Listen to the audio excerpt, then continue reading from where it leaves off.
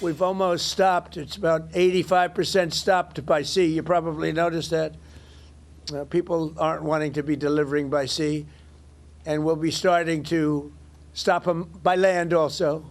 The land is easier, but that's going to start very soon. We warn them, stop sending poison to our country.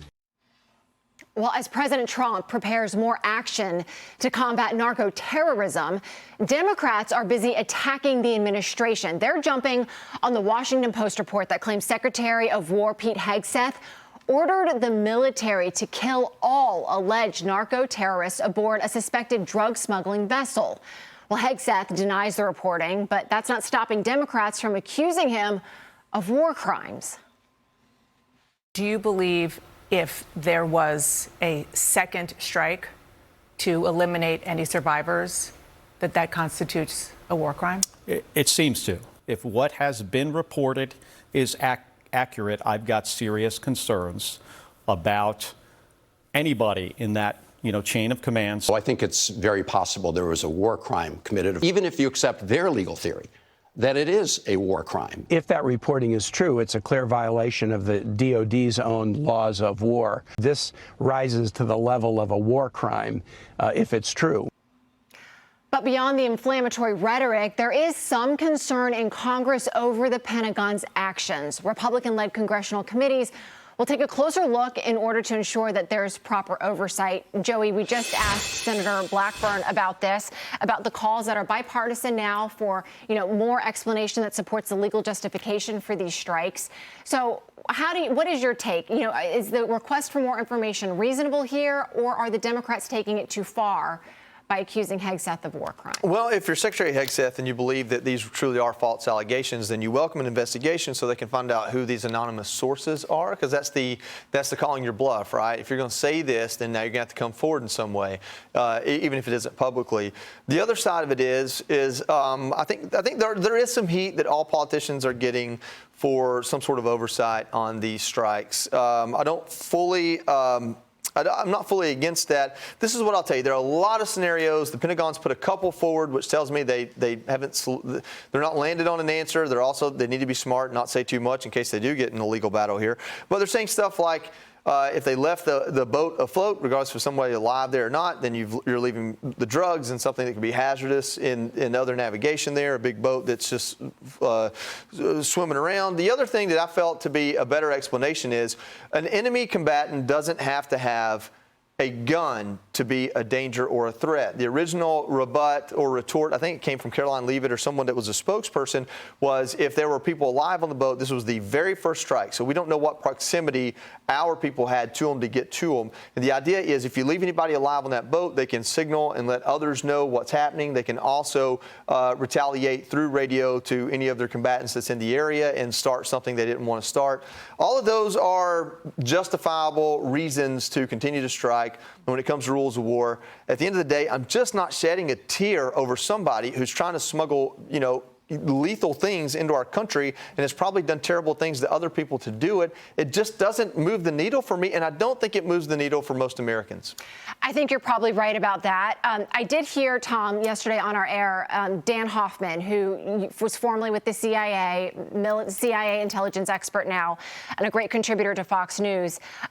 He was saying, kind of drawing a distinction between the in-the-water attacks versus on land. And as President Trump has indicated, we're preparing to escalate, our interventions here with the narco-terrorists and proceed on land.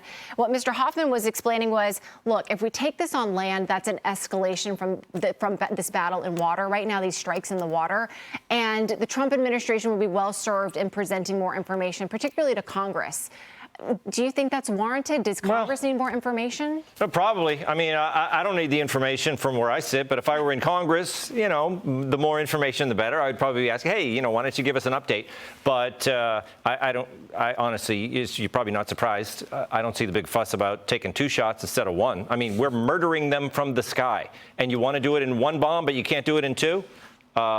It seems a little silly to me, but, you can go and have your arguments. Meanwhile, they're going to keep knocking these boats out of the water. You're absolutely right. Since September, about 80 people have been killed in these strikes. But Alicia, you made the point before, so well made, that this is all about stopping the flow of drugs and remembering so many countless families that have needlessly and senselessly lost loved ones to fentanyl poisoning. I mentioned Sam Chapman yesterday, who's done great advocacy work on securing our borders and stopping the flow. He appreciates the spotlight and what the Trump administration is doing here. And to what Joey was just saying, before, maybe we've got some questions on the fringes, and these are probably very important questions, but the hearts and minds of Americans are probably behind this effort.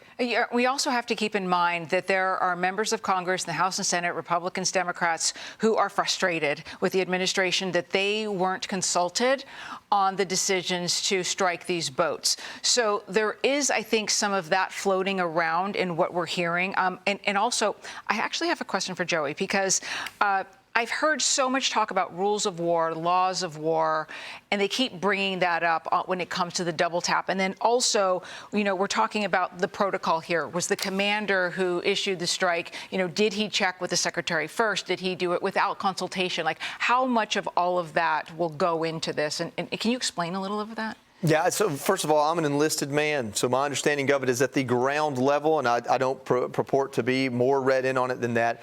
I can only compare it to other things. I mean, I know that when we struck the facilities in Iran, we didn't look to see if anybody was halfway alive before we sent the next round in, right? So situation dictates what you do. What they're arguing is if they had eyes on potentially injured individuals that were still alive and took a strike specifically to kill them rather than to mitigate any other threat, then that would be wrong, morally wrong, and against our own laws that we have.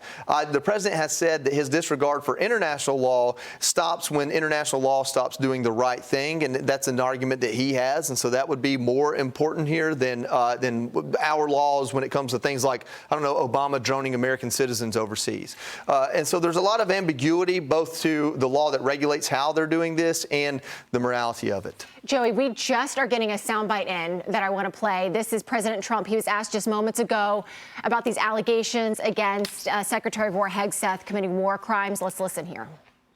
I don't know anything about it. He said he did not say that, and I believe him 100%. You don't know if there was You're talking about the two men? The second strike to kill the two men. No, he said he didn't do it. He said he never said it. Okay, so Trump being asked there on Air Force One just moments ago about Secretary Hegseth saying, kill them all, when apparently there was one strike and then a follow-up strike. Defense Secretary Hegseth has denied this, and that report was based on two anonymous sources. So to your point earlier, if there is a further inquiry, an inquiry maybe should be done into the reporting. Yeah, I mean, there's a chance there's semantics being played here. When he gave the initial strike, they said, sir, we weren't fully successful. And he said, well, I want it to be successful. What does that mean? It depends on the words used and how they were used. Hey, Sean Hannity here. Hey, click here to subscribe to Fox News YouTube page and catch our hottest interviews and most compelling analysis. You will not get it anywhere else.